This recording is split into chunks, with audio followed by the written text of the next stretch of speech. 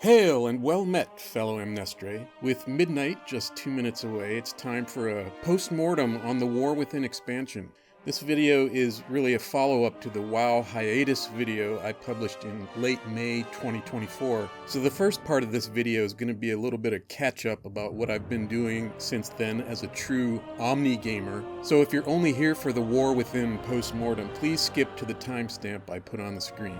So the last time I put out a video about retail WoW, I was shocked to discover was over a year and a half ago. In that video, I described my love-hate relationship with WoW and how the sweet spot for me is the period from the pre-patch of any given expansion to the release of the 0.1 patch, where I usually lose interest because the hamster wheel nature of the game comes to the surface. All that gear you spent months working on is suddenly obsolete, with very little new content to explore, and very little evergreen content to hold your interest. It's a case where rapid cadence of release dates actually works counter to my enjoyment of the game. But instead of old man keeps yelling at cloud, I'll just let you know what I've been doing in the gaming space for the past 21 months. Not one, but two hiatuses. Maybe something in my game log will resonate with you. Oh, and if you think the plural of hiatus is not hiatuses, leave a comment below.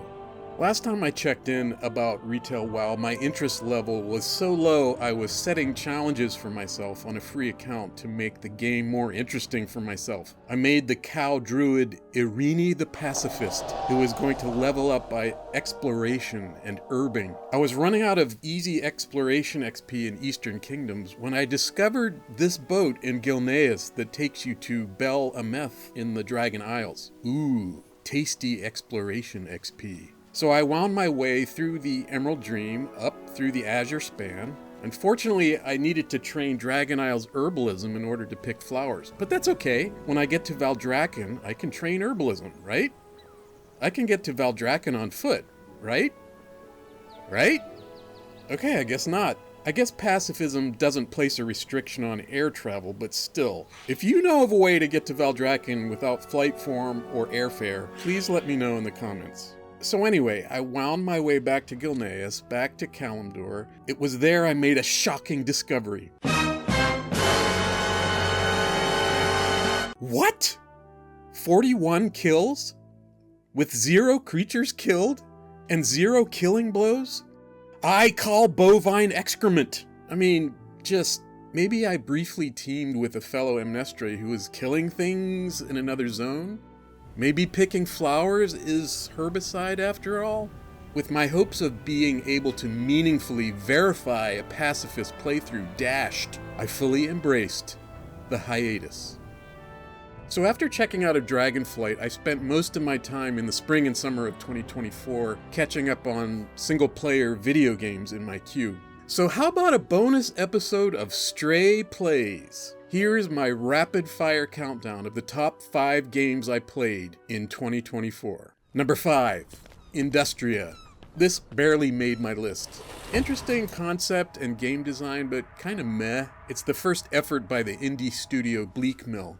I would call this game half-baked. I see there's a sequel, so I would skip the first entry and go straight to the sequel in the hopes that they've found new polish. Number 4, Deus Ex, Mankind Divided. I enjoyed the prequel to this, The Human Revolution, especially the director's cut. Mankind Divided was okay. The gameplay was satisfying and the systems were deep. So deep it seemed like the tutorials went on for hours after starting to play. Which brings me to my main point. Games like this have so much systems and story bloat. I made the mistake of opting for a recap of the Human Revolution storyline, and my eyes glazed over at the convoluted narrative. This game tries too hard to be cinematic. Just give me great, easy-to-grok gameplay, like Doom 2016. I just realized that for this being a top 5, I've pretty much trashed both games so far. The beatings will continue until morale improves. Number 3, Mass Effect 1. North Jr. and I did a whole episode of Stray Plays for this one, the first playthrough for each of us, so I won't spoil it. Link in the description below. Number 2, Star Wars Jedi, Fallen Order. I love this game. It satisfied my need for Star Wars in the era of Disney. Let me just get this out of my system. Rian Johnson, J.J. Abrams, Kathleen Kennedy, you suck!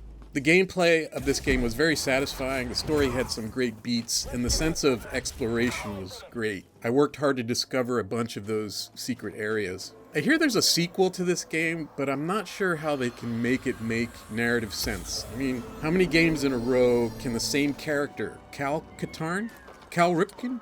Oh, that's a great Star Wars name, Cal Ripken. How many games in a row can the same character start from zero and gain all his Jedi powers back? It strains credulity. By the way, pro tip, if you were disappointed by Disney's Acolyte, read Drew Karpyshyn's Darth Bane trilogy. If Disney had just used this as their source material, they would have had a moneymaker. Before I reveal the #1 game I played during my 2024 WoW hiatus, well, I won't call them honorable mentions, let's just call them mentions. Speaking of Star Wars, I picked up the complete LEGO Star Wars as an Epic Games freebie. I played for about half an hour before I bounced. My Gen Z kids would be ashamed of me, I know. Tharsis. The description? Turn-based space strategy game with dice and cannibalism. What's not to like? Oh man, this game was addictive, but so frustrating. You always think you can just make it. Hades. This one I'm a little embarrassed by. I'm a fan of Supergiant games. I didn't play Bastion, it's on my list. I loved Transistor. Awesome game. It's number 18 in my best games of all time. I did bounce off Pyre though. Hades just didn't hit for me this time around. North Jr. swears by this game. I can really see getting into it at some later point. Definitely still on my playlist. Just didn't click this time. Okay, so finally, #1, Horizon Zero Dawn. I loved everything about this game. The story, the gameplay, the combat, the character empowerment glide, the sense of wonder and exploration, the world design, even the costume design.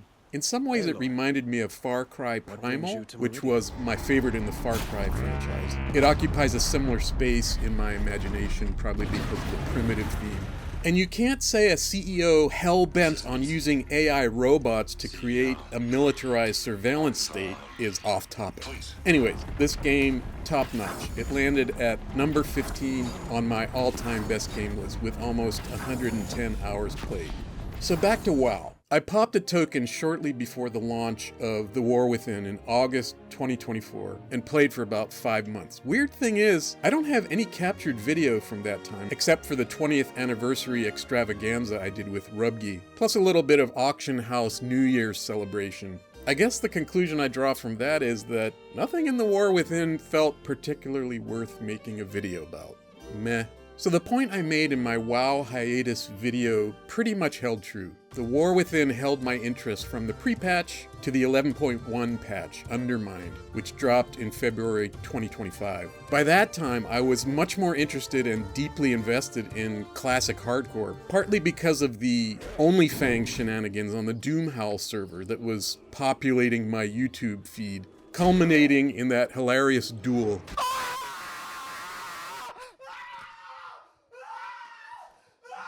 Hats off to Soda Poppin' and Tyler for making Hardcore Classic the center of attention during a boring retail WoW expansion. I mean, I can't think of anything comparable in retail that has the capacity to draw so much attention to emergent gameplay. Sure, Race to World First are interesting, I guess. So I used my WoW sub to really make an effort to get a classic hardcore character to 60. Oh, you sweet summer child. I almost made a video of all the ways you can die in hardcore. Lord Melanus in Teldrassil.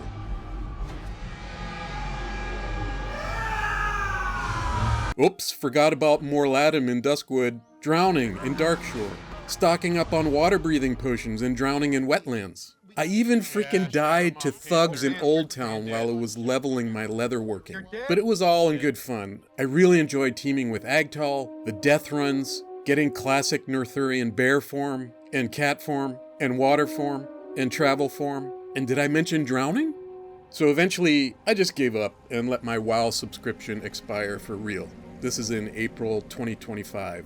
Next on my wish list was Pathfinder: Wrath of the Righteous. I really enjoyed Alcat's first entry in the series, Pathfinder Kingmaker, partly because I DM'd the tabletop campaign for North Jr. and some of his buddies when they were in high school. Kingmaker currently stands at number 7 in my all-time best video games, partly because my algorithm factors in hours of play. I put 250 hours into Kingmaker, so I had high hopes for the Wrath of the Righteous, which were disappointed. Lol. I mean, I enjoyed it for the most part, but there were some glaring problems. A huge difficulty spike in Chapter 3, for instance. Also, some glaring problems with the alignment system. I made the mistake of rolling a Paladin, which is a lawful good class. I made a lot of character decisions that moved the needle in the good direction. I chose lawful actions a handful of times, thinking as long as I keep moving the needle in that direction, I'll never cease to be lawful. Wrong. At one point, I lost my pally levels because I had become chaotic good instead of lawful. And then I couldn't become a gold dragon without losing my alignment. Maybe this is more of a critique of the alignment system in Pathfinder, or in alignment systems in general. I just think it's stuck in game designers' heads that the lawful choice is always the asshole choice. When I think of paladins, I think of justice. And justice is not always about the strict application of moral laws, but whatever. Still, I loved many things about this game, particularly the ability to become a dragon in the late stage of the game. Awesome story beat. Sorry, Varys Targaryen, sucks to be you. He was no dragon. So when I finished that, after about 260 hours of playtime, I took the opportunity to dip back into Lord of the Rings Online in June of 2025. My main there was level 105, which was at or near max level at the time, but since then they had released a number of expansions that filled out the world with Northern Rovanion and Mordor. So I played to level 110, still far from the level cap, and I did the opening of the Black Gate, plus the Aftermath. Whatever criticisms you want to launch at Lotro, you have to admit that it is an incredible game design achievement that recaptures the spirit of Tolkien's writings, a true labor of love. Frodo's adventure has ended, but Middle-earth will still have need of heroes. Oh, and I also played the 4X game Stellaris for a few days. In August 2025, when I was still on hiatus from WoW, I started playing Control.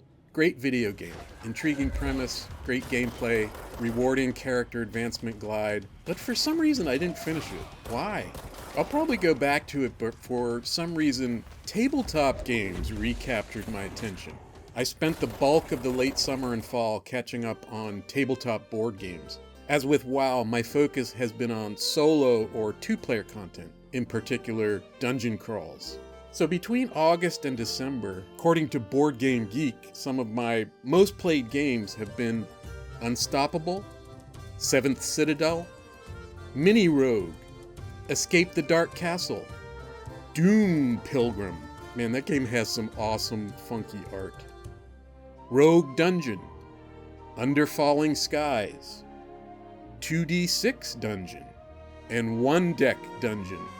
And I spent a full day playing the solo RPG Glide, complete with like 10 hours of the Dune soundtrack. Northerial and I also discovered A Gentle Rain, which is the ultimate cozy solo or two-player game. Actually, I like to think it has an infinite player count. The point being that we are in the middle of a gaming explosion, and there is no reason not to be a voracious Omnigamer.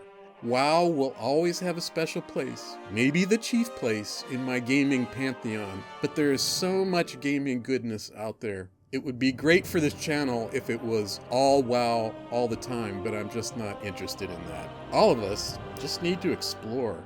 Or if you want to look at it from this perspective, every time I play WoW, it's a hiatus from another game. Even though I'm looking forward to midnight, I'm already looking forward to my next WoW hiatus. So in late December 2025, my WoW hiatus came to an end. Determined to overcome the failure of Irini, the Cow of Peace, I set a new challenge for myself. Why settle for one or two tree-hugging flower people when I could raise an army of druids? Oh, sorry, a collective. So my new goal is to raise a Druid to max level on every race on which the Druid class is playable. High Mountain Tauren, Zandalari Troll, Low Rent Troll and Tauren on the Horde side, Night Elf, Kultiran, and Worgen on the Alliance side, with a special place left for my Haranir Druid once midnight drops. So I've been having a great time leveling up my Druids. It's given me a great opportunity to return to some of those old forgotten zones like Gilneas and Tiragard Sound. And I had a blast getting my Legion Bear Claws on my Worgen. It's hilarious that a wolf can become a bear, but whatever. So let's get on with the War Within Post-mortem. We're going to look at the following categories, starting with the new features that were selling points of the expansion. Skyriding, Delves, the Earthen allied race, Warbands, world design, dungeons and raids, storytelling, extras, and pre-patch. First, an important caveat. This is all from the perspective of a filthy casual. The last time Northiriel and I have raided consistently was in the Warlords of Draenor. Since then, it's been almost all solo, duo, or trio play. Our lives have changed a lot of our old guildies have moved on. Occasionally I will pug, but it's usually as a last resort. So this is all from the perspective of solo, casual play. Skyriding. Normalizing Skyriding and making it the default on most mounts was a great move, and along with it getting rid of the default of no flight until Pathfinder achievement. I'm glad the devs have come to their senses about that. Oh, and keep giving us content like the Kalimdor Cup and the Outland Cup. Blizz gets an A for this one. Delves. Delves were another solid win for this expansion, especially for players like me who have become casual solo players. This is a great way, in combination with world quests, for us to get on track to get fairly good gear through solo, duo, trio, sometimes quad play. Adding a track in the vault for this was a huge win for this style of play. The only quibble I have about the Dwelves is that they did get pretty samey after a while. Hamster wheel detected, but maybe that's just the nature of the beast. I give Blizz another A for Delves. The Earthen allied race. The Earthen really didn't do much for me. I never made a dwarf character in vanilla WoW for reasons that may come up in another video. I did make a Dark Iron dwarf, and the lore behind them was compelling.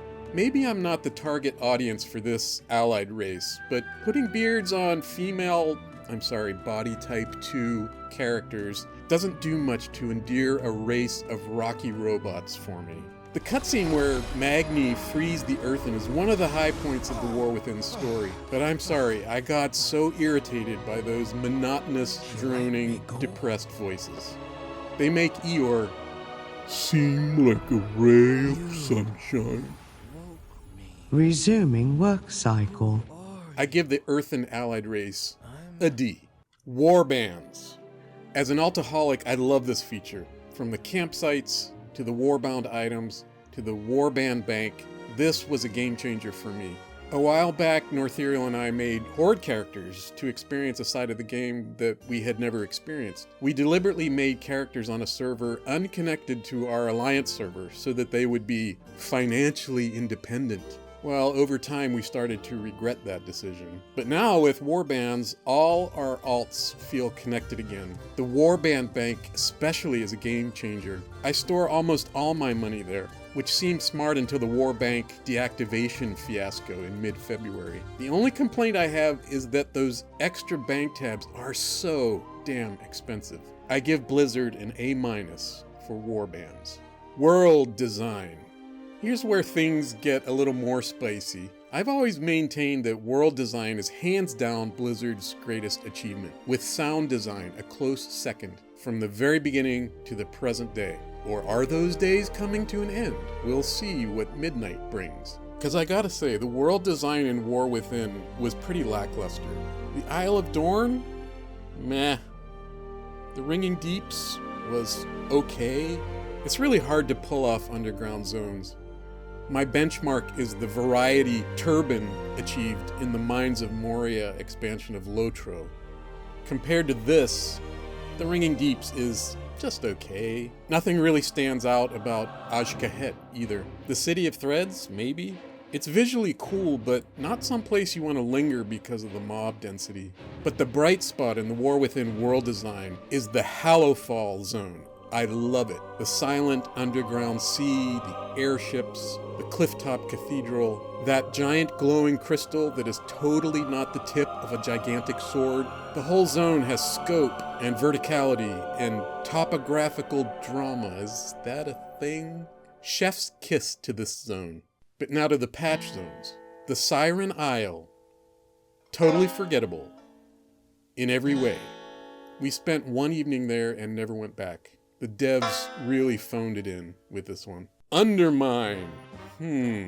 This probably just comes down to personal taste, but I hated it. I'm not keen on the goblin theming and aesthetic. To make my druid drive around in that gas-guzzling jalopy to that crass, garish soundtrack, there was not a single tree to hug in the whole zone. If you found one, please leave a comment below. Although I reluctantly concede that the detail and flair of that zone was a design triumph, especially if you're into that theming. It was just not for me. Koresh. Again, meh. This is a perennial problem with wasteland zones. I would have avoided Burning Steps and Searing Gorge back in the day if there hadn't been so much important content related to Blackrock Mountain. And how do you make Tanaris interesting? They attempted to by submerging half of it in the Cataclysm. It took a gigantic stab to the heart to spruce up Silithus. Koresh has an Area 52 vibe, but ends up being a pale imitation. So overall, it pains me to say I give the War Within world design a C. Dungeons and Raids. So given what I said earlier about our playstyle, this one is non-applicable. We just don't do much of this content. Maybe if I got over my long-standing hatred of pugs, things would be different. One thing I will tip my hat to Blizzard for is the follower dungeon system and the story mode raid system, which allows us to at least experience some of the content and story beats we might not otherwise experience, even if the experience is suboptimal. But I gotta say, are those dungeon followers on crack? The way they just jump around and aggro everything. I guess Blizz is just trying to simulate playing with real players? If so, mission accomplished. Storytelling. Sigh. For context, I'm in that camp that laments the demise of good storytelling in WoW. Or, to put a positive spin on things, I like to say that the storytelling has been improving excrementally. To be fair, storytelling was not a major element of vanilla WoW, but the advent of big bads like Illidan, Arthas, and Deathwing really ramped up and raised expectations. You are not prepared! I agree with those who criticize the trend towards having main characters stand around talking about their feelings. I mean, compare this. It was about coming together as a family. And so we did. Or this. I trust you.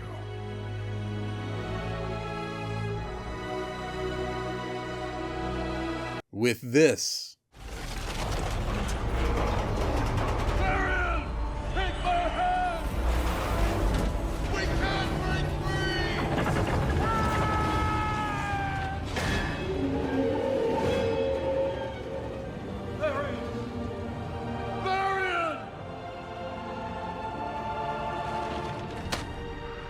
Take this to my son.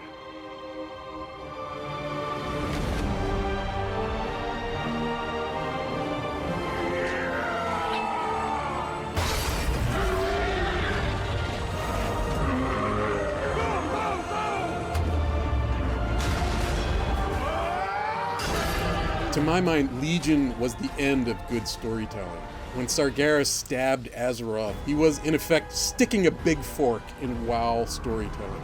The Denuser factor may just be too much for Metzen to fix. We'll see how things go in Midnight and The Last Titan, but the War Within was a snorefest that consisted of a fairly ineffectual protagonist, Hilaria, who always comes up short as Xalatath snatches victory from the jaws of incompetence, all the while twirling her virtual mustache with her naked toes. Arthas' struggle to regain the light had its moments. Farron was a wasted character. Imagine if her war wounds had occurred on stage. On the other hand, I guess that's kind of what happened to Khadgar, but come on, that wheelchair is kind of silly. I don't know. I give the War Within storytelling a C-. Extras. And now for some extra bits. In the middle of my 2025 hiatus, I popped a token for the month of July for one specific reason: to participate in the Collector's Bounty Mount event. I had a blast running those old dungeons and raids. I got several mounts that I've been trying to get for years. I can see the argument that it dilutes the specialness of having obtained those mounts without a buff, but come on, do the drop rates really have to be that low? There are still several mounts I didn't get, especially from the later expansions, so please, Blizzard, bring this back in the future. Northerial and I also enjoyed working towards the Incognito Fell cycle. And this is not a War Within feature, but we also finally got the Hive Mind thanks to help from some honorary Amnestre. Keep the secret mounts coming, Blizz. Another great experience was the Shao Hao mount that was part of the Mists of Pandaria Classic launch. Sure, not within War Within expansion per se, other than the timing, but clever advertising to entice retail players into playing Classic for the rewards. Anyway, I always loved that moment when you realize the Pandaren starting zone is actually the shell of a kaiju turtle. Loved reliving that moment. Also, the 20th anniversary happened during the War Within. All that great revamped high-res transmog. Yes. And finally, a shout out for adding the Lore Master system to the game. This is a much needed addition to help players catch up on lore and experience parts of the game that they may never have been able to. Being able to play as the Lich King was fun and hilarious.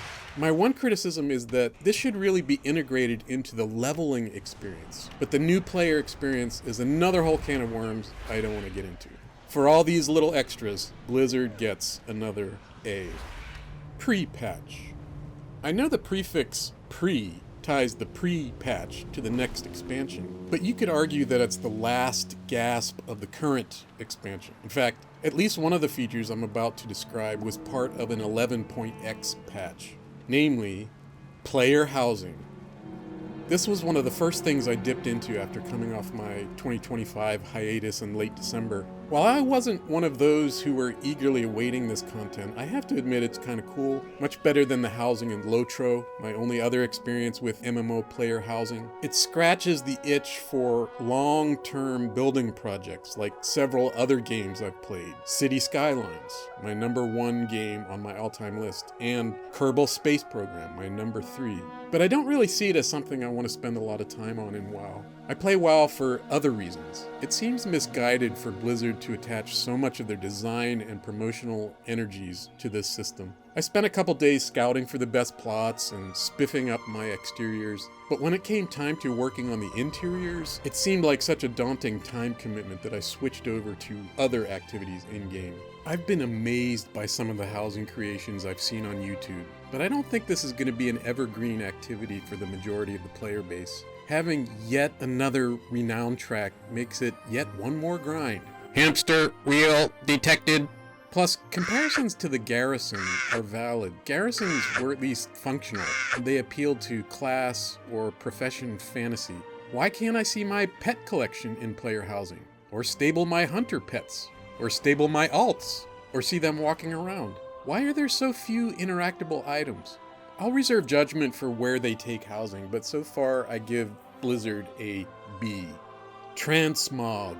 A lot of people started whinging about the cost of the new transmog system without thinking about how much gold will be saved in the long run under this new system. I think it's great. I think I've already purchased as many slots as I'm ever going to need, which is 4, not too expensive. Though I think it has been and continues to be riddled with bugs. Why can't I see both my Legion artifact bear claws, Blizz? And why does my Shadow Priest need to step through a portal before his transmog sets correctly? And it took several hot fixes before my transmog started appearing correctly on my campsites. I give Blizzard a B for the new transmog system. Side note, Having said that transmog will now be cheaper in the long run, I do notice a trend toward gold sinks in the current content. Between housing decor, extra transmog slots, expensive bank tabs, and soon gear upgrades, it's pretty obvious to me that Blizzard is creating evergreen gold sinks to drive WoW token purchases. Add-on Apocalypse. Don't care. As long as I have Altaholic, I'm good. But seriously, I haven't used Weak Auras since I was raiding regularly. All of the quality of life add-ons are still there. Pre-patch event. The words I would use to describe the midnight pre-patch event would be rewarding, but uninspired. Northerial and I spent a lot of time in Twilight Highlands for this. While the cycle of random rares got rather repetitive, the dopamine hit of that constant stream of rewards was enough to sustain us. In combination with the Winds of Mysterious Fortune buff, I got something like 14 characters to level 80 and armed with eye level 121 gear across the board. Good times! I feel totally ready to go on multiple tunes for Midnight. I give Blizzard another B for the pre-patch event. And finally, the Stat Squish. I found those stories of health pots healing people for 0 HP hilarious. While it doesn't feel good to see your gear reduced to what seems like Leroy Jenkins levels of priest cloth feebleness, there was one fantastic byproduct of the Stat Squish that benefited me. I had started hearing reports that now is the time to do the Mage Tower on your Druid. I had attempted it before to get that cool werebear form, but it's clear that despite the downscaling to Legion gear levels, being over-geared does help. So I used the Twilight Highlands event to get all my gear to 121, plus Valor Stones and Crests for upgrades, except trinkets. But I found a way to upgrade those to eye level 118 doing a quest in Hallowfall, bringing my average eye level to 130, far more than I needed. The Mage Tower scales all armor down to 120 currently, so I stepped into the Mage Tower with high hopes and died. A lot. Too many stacks of Aura of Decay. Getting kicked off the platform by rock monsters. Velen somehow has noob levels of self-healing. Rinse and repeat. I died in Phase 1 many times, but I got to Phase 2 a total of 4 times, and the 4th time was a charm. But I forgot to record it.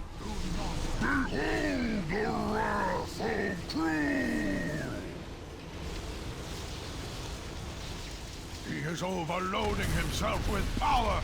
Look out!